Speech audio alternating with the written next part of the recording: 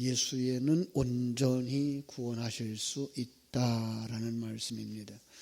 오늘 말씀은 어떤 면에서 시편 110편 4절 말씀을 풀어놓은 주석과 같은 말씀이에요.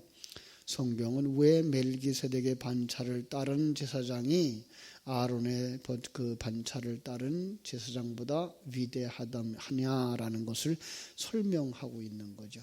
거기서 이제 맹세하고 또 영원한 제사장이기 때문이다 이렇게 말씀하고 있는 거예요.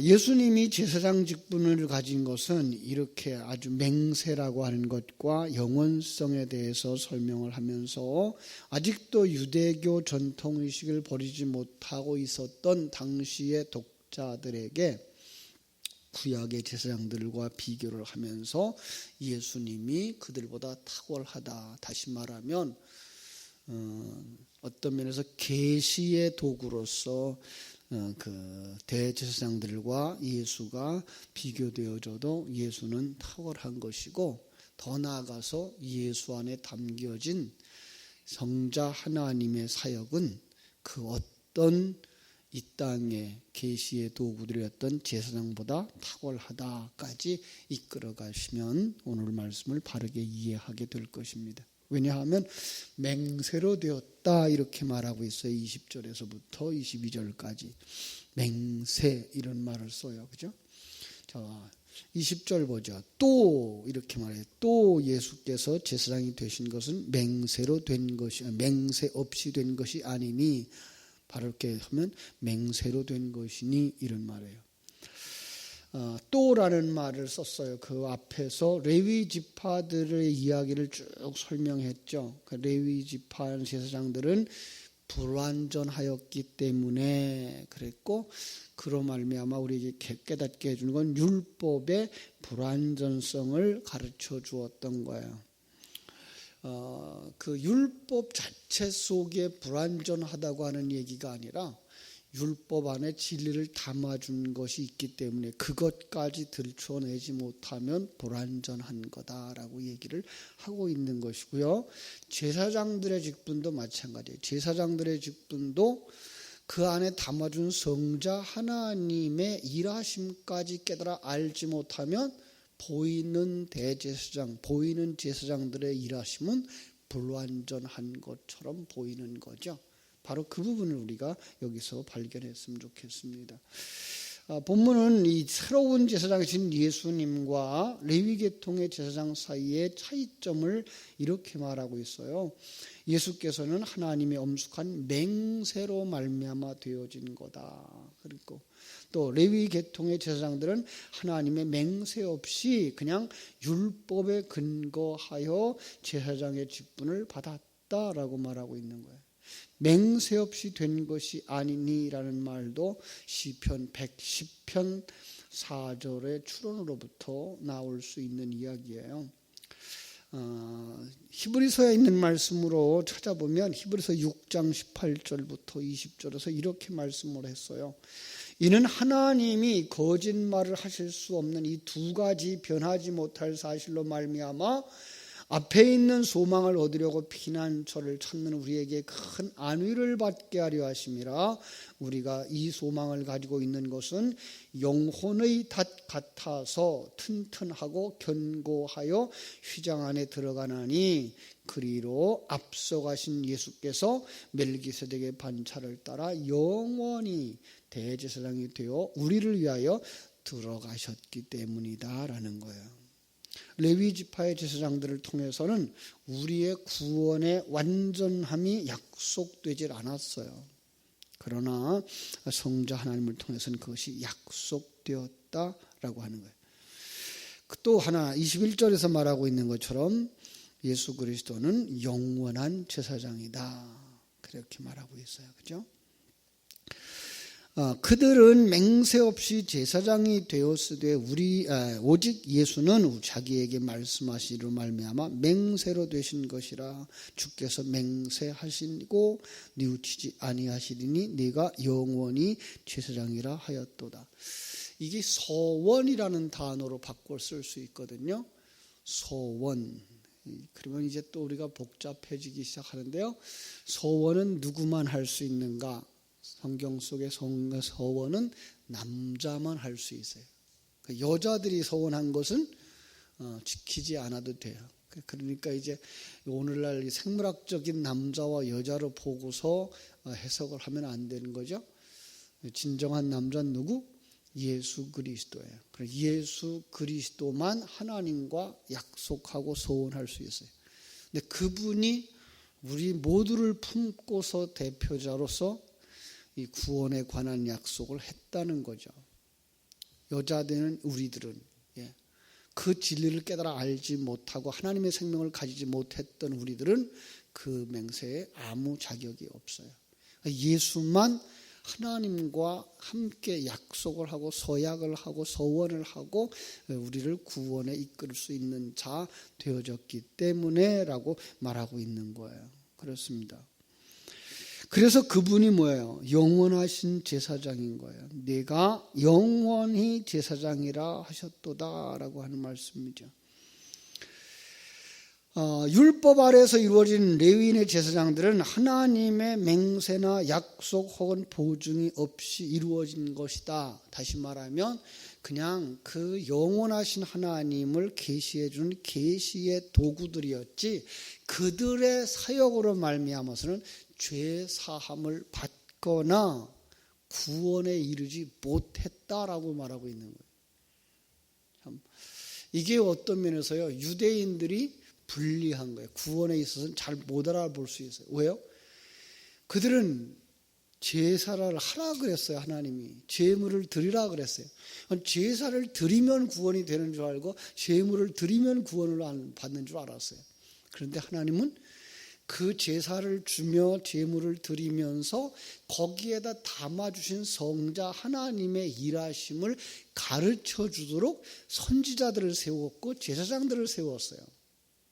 그러니까 선지자들이 깨어 있어서 그 부분까지 설명해 줌으로 말미암아 이 짐승이 아닌 성자 하나님의 죽으심, 성자 하나님의 그 중재자적인 사역이 있어서 너희들이 구원받는 거야를 가르쳐주지 못하면 어떻게 돼요? 오히려 그들은 그 제물을 드렸기 때문에 망하는 거예요. 참 어렵죠, 그죠? 그러니까 우리가 예배를 성경을 가지고 있기 때문에 하나님을 만나지 못할 수 있고요. 우리가 예배를 드리기 때문에 하나님 만나지 못할 수 있어요. 어렵죠? 왜냐하면 그 속에서 진리의 말씀을 듣고 하나님을 만나지 못하면 많은 사람들의 생각처럼 나 예배 드렸으니까 나 교회 다녔으니까 이렇게 된다고.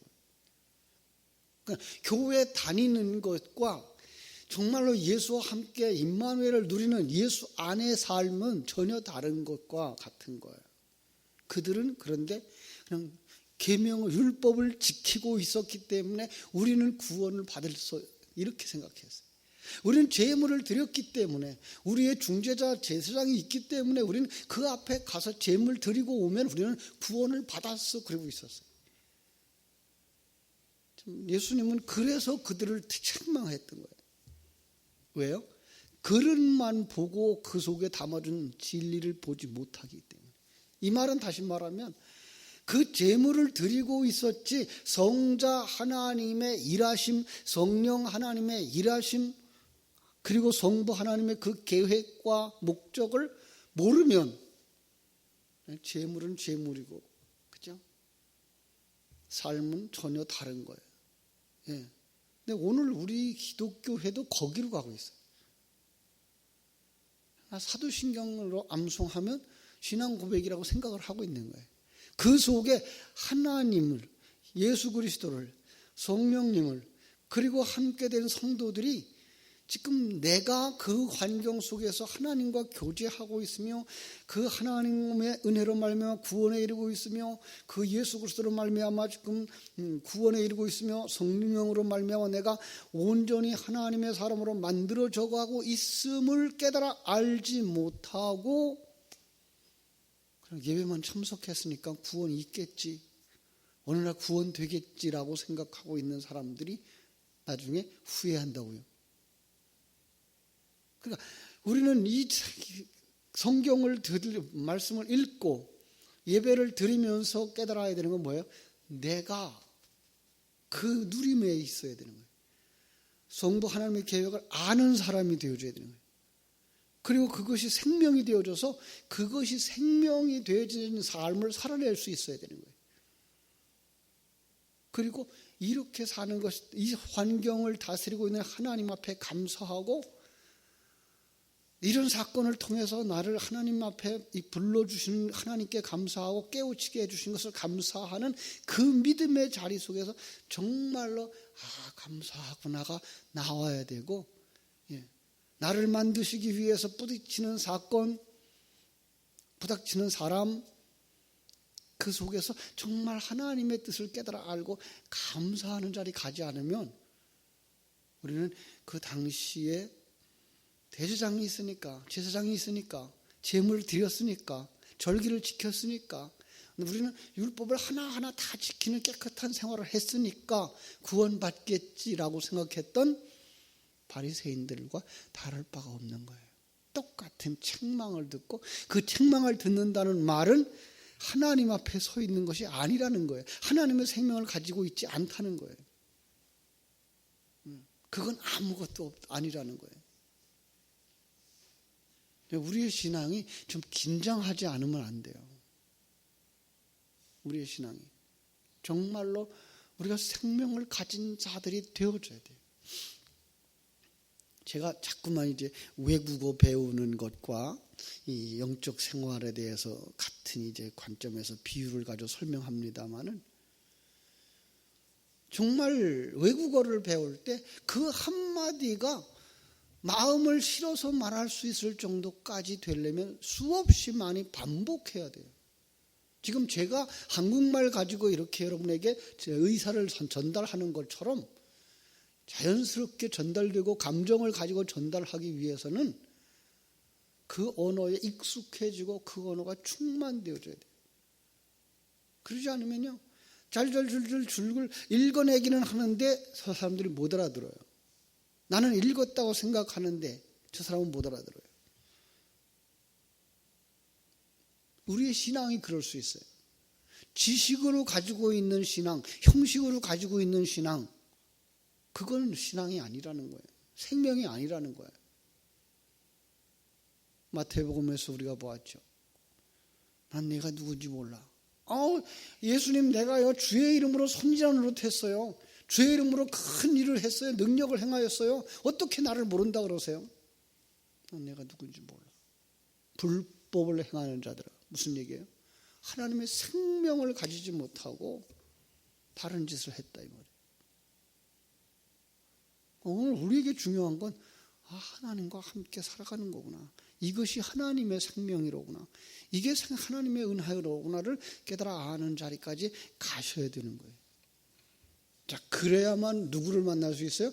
영원한 제사장 예수 그리스도를 만날 수가 있는 거예요. 그래서 22절을 이렇게 말하고 있는 거예요. 이와 같은 예수는 더 좋은 언약의 보증이 되셨느니라. 그래서 이 땅에 오셨던 예수 그리스도가 실상은 보이지 아니하는 성자 하나님을 가장 완벽하게 계시해 준 계시자였기 때문에 그분이 역사 속에 살아계시고 지금도 영적인 세계에 살아계셔서 우리의 보증이 되신다는 거예요. 그렇죠? 정말 이 언약이라고 하는 말, 이 디아케네라는 말은 이제 유언이라는 말도 되고 서약이라는 말도 돼요. 그래서 하나님의 주권적이고 은혜로운 의지를 가르치는 말씀이고요. 동시에 하나님의 절대적인 권위가 함축되어져 있는 말씀이에요. 그래서 거기에다 담아준 거예요. 진리를. 거듭나지 않으면 그건 보지 못하는 거예요. 우리는 어떻게 생각해요? 글자를 읽어내면, 이 글자 속에 있는 내용을 알면 우리는 성경을 알았다고 생각하는데, 하나님은 그 글자 속에다가 진리를 담아주셔서 그 진리와 함께 생명을 가지고 살아갈 때까지 우리를 이끌어 가시고 있다고요. 그래야만 뭐 하는 거예요? 그걸 율법을 지켰다라고 말씀하고 있는 거예요. 그게 뭐예요? 더 확실한 은혜, 더 좋은 언약, 이런 의미예요. 이게 중요한 거죠. 그죠? 제사장들이 왜 그렇게 수요가 많았다고요? 23절. 그들은 영원하지 못했기 때문에. 그런데 불구하고 예수는 영원히 계심으로 제사장 직분도 갈리지 아니하느니라. 자, 그러니까 예수님은 성자 하나님의 계시자로 오셨기 때문에 그래요. 우리가 알고 있는 예수 그리스도 2000년 전에 머물렀던 그 예수에 머물면 안 된다니까요. 보이지 않는 영적 세계 속에서 아담과도 같이 하셨고 아브라함과도 같이 하셨고 다윗과도 같이 하셨고 예수님의 제자들과도 같이 하셨고 우리와도 같이 하시는 그분을 보실 수 있어야 되는 거예요. 그걸 전 자꾸만 이제 성자 하나님이라고 표현하고 있죠. 왜냐하면 그분이 영원하신 분이니까. 우리의 속에 그 시선이 자꾸만 2000년 전 예수에 묶일까 봐. 2000년 전 예수에 묶이면 그분이 다 하셨어. 그분이 십자가 지셨어. 죽으셨어. 부활하셨어. 승천하셨어. 여기까지 가요. 지금 그분을 통해서 계시하셨던 성자 하나님이 나와 함께 하고 있는 것, 나의 언약의 보증이 되시고 나의 구원을 위해서 일하시고 계시다는 부분에 있어서 잊어버리는 수가 왕왕 있어요. 그러지 마셔야 돼요. 그분과 함께 사셔야 돼요. 매 순간을. 그래서 지금 얘기를 하고 있는 거예요. 이 땅의 많은 제사장들, 유세비우스에 의하면은 예수님이 오셨던 그 후에 주후 70년까지 대제사장의 수만 83명이 있었대요. 그렇게 많은 대제사장들이 대대로 있었는데 왜 그렇게 많이 있었어요? 그들이 영원히 살 수가 없었기 때문에. 그런데 예수를 통해서 우리에게 보여주신 건 뭐예요? 대제사장이 영원히 살아계시다는 거예요. 지금도 살아계시다는 거예요. 어디서? 우리와 함께. 이거 잊어버리시면 안 돼요. 그래서 그 대제사장의 사역을 지금 우리와 함께 하고 계시다는 사실을 잃어버리지 말아야 되는 거예요. 그래서 예수 그리스도를 깨달아 알고 나서는 뭐예요? 대제사장이 다시는 필요하지 않은 것을 알게 됐다라는 거예요. 그럼 지금 우리는 대제사장이 없어요? 아니에요. 있어요. 어디 계셔요? 우리와 같이 계셔요. 하나님과 우리 사이의 중보자로. 예. 그 부분을 놓치면 안 돼요. 그것이 바로 임마누엘 신앙이에요. 25절은 그렇게 말해요. 그러므로 자기를 힘입어 하나님께 나아가는 자들을 온전히 구원하실 수 있으니 이는 그가 항상 살아계셔서 그들을 위하여 간구하심이니라. 지금 우리와 함께 하시는 하나님을 의미하고 있는 것입니다. 그래서 그분은 어떻다고요? 26절. 이러한 대제사장은 우리에게 합당하니 거룩하고 악이 없고 더러움이 없고 죄인에게서 떠나시 계시고 하늘보다 높이 되신 자라. 여기 5가지, 그죠? 이 거룩하고라고 하는 말은요, 이 구별된이라는 뜻이에요. 구별된. 그냥 성결이라는 그런 의미보다 더 중요한 것, 구별된. 이 세상의 그 어떤 것보다도 다른 이런 의미예요. 악이 없고, 아카코스라는 말인데 무죄하네요. 이 말은 이 세상에서 생각하는 어떤 율법을 지키는 것이나 거짓말하지 아니하든 도적질하지 아니한 이런 정도가 아니라 하나님을 떠난 적이 없는, 하나님을 떠난 적이 없는, 삼위 하나님은 항상 같이 계시는 분, 더러움이 없고 흠과 티가 없고. 이건 뭐예요? 예수님이 하나님을 떠난 적이 없기 때문에 그의 행함이 뭐예요? 온전한 거예요. 자, 흠과 티라는 말을 쓸 때 흠은 태어날 때부터 가지고 온 장애, 원죄를 상징하고요. 티는 그 원죄가 있기 때문에 범하는 자범죄, 그 흠과 티 그럴 때 이건 원죄와 자범죄인데, 원죄라는 말이 뭐예요? 원죄라는 말 자체가 하나님을 떠나서 하나님의 생명을 가지지 못했다라는 것이고요. 하나님의 생명을 가지지 못한 자들이 자기가 주인 되어지고 자기가 행복하기 위해서 다른 사람들과 그 행하였던 그 모든 행위가 다 죄라는 거죠. 이런 것들이 전혀 없는 분, 그분이 바로 더러움이 없는 분.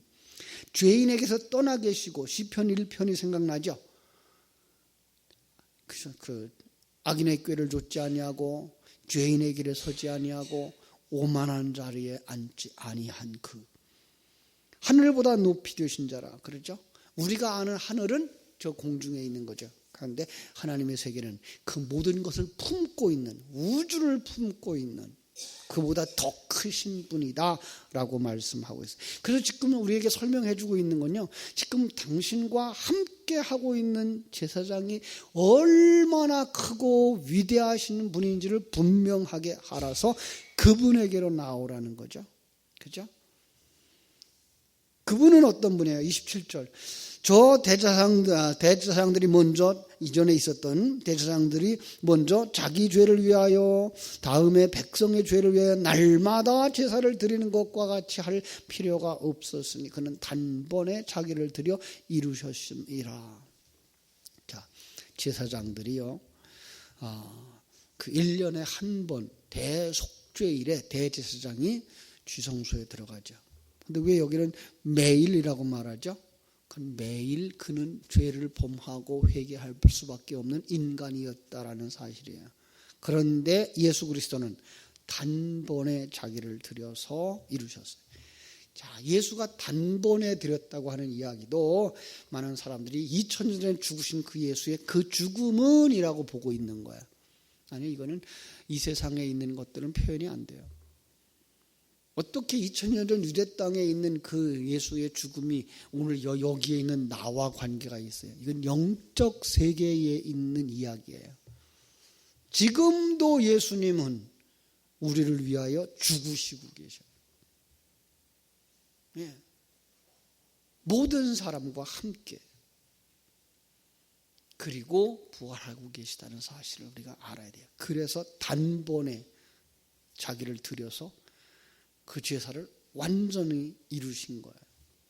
율법은 약점을 가진 사람들을 제사장으로 세웠거니와 율법 후에, 이렇게 되어져 있죠. 율법 후에. 이 후라는 단어가요, 조금 해석하기 어려운 단어인데요, 메타라는 단어인데 함께라는 말도 있어요. 율법과 함께, 율법 뒤에, 이런 거예요. 뭐예요? 율법을 주셨는데 율법에 뭘 담아서 주셨기 때문에 그래요. 그래서 우리는 10계명만 알아요. 그죠? 10가지 계명. 그런데 하나님은 뭐라 그래? 그 속에다가 하나님 사랑과 이웃 사랑이에요. 이렇게 말해요. 하나님 사랑이 뭐라 그랬어요? 하나님을 아는 것, 그분과 하나 되어진 것, 그분으로 말미암아 살아가는 것. 그게 뭐예요? 하나님 사랑인 거예요. 그게 뭐예요? 10계명 안에 담아준 진리예요. 근데 우리는 살인하지 마라, 간음하지 마라, 그것만 지켰던 유대인들처럼 지금도 그렇게 생각하고 있다면 우리의 신앙이 형식적으로 갈 수 있고 외형적으로 갈 수 있다는 거죠. 더 중요한 건 뭐예요? 하나님을 아는 거예요.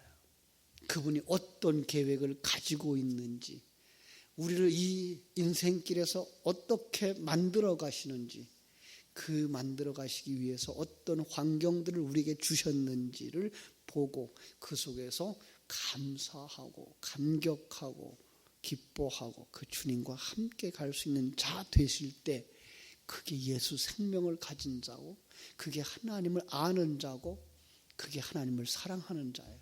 더 나아가서 그 사랑을 이웃에게 전달할 때 바로 그것이 이웃 사랑이 되는 거죠. 그게 구제가 되는 것이고 그게 용서가 되는 것이고요.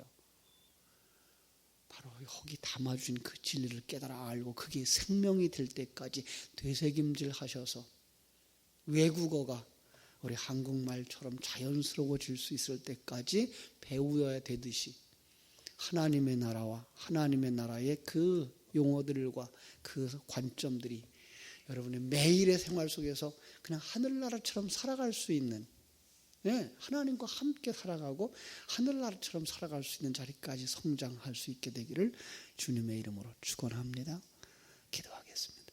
하나님 우리 아버지, 크신 은혜와 사랑을 감사하옵고 감사합니다. 이 세상 속에 수많은 제사장들이 있었던 것과 예수 그리스도가 대제사장의 역할을 했던 것을 이렇게 가르치고 대조해 보여주심으로 말미암아 이 땅에 보였던 어떤 것들 속에 담아주신 보이지 아니하는 하나님의 일하심, 그것을 우리에게 깨달아 알게 해주시고 오늘 우리는 바로 그 하나님과 하나 되어져 그 하나님의 일하심을 따라 정말로 예수님이 대제사장적인 사역과 제물로서의 사역을 감당함으로 말미암아 우리가 하나님과 하나 되어졌고 하나님과 영원한 삶을 함께 누리며 살아가는 자가 되어졌다는 사실을 깨달아 알며 하나님이 장악하신 이 환경 속에서 하나님과 함께 살아가는 그 풍성함을 누릴 수 있는 사람들이 되게 하여 주시옵소서. 우리는 아직도 여전히 옛사람의 속성을 가지고 세상적인 가치관을 가지고 세상적인 방법을 따라 살아가는 것이 사람다운 모습이고 행복이라고 생각하고 있는 여전히 율법에 얽매인 자들이라는 사실을 깨달아 알게 해주시고 더 깊은 자리로 나아가서 정말 그러한 것이 아니라 하나님의 생명과 함께 하나님의 허락하신 환경 속에서 하나님이 주신 그 믿음과 하나님이 주신 그 생명을 가지고 마음껏 자유하며 기쁨을 누리며 감사하며 살아갈 수 있는 자들이 되게 하여 주시옵소서. 오늘 하루의 삶도 주님께 부탁드립니다. 일마다 때마다 시간마다 임마누엘을 누리고 그 안에서 자유하는 자들이 되게 하여 주시옵소서. 예수님의 이름으로 기도하옵나이다. 아멘.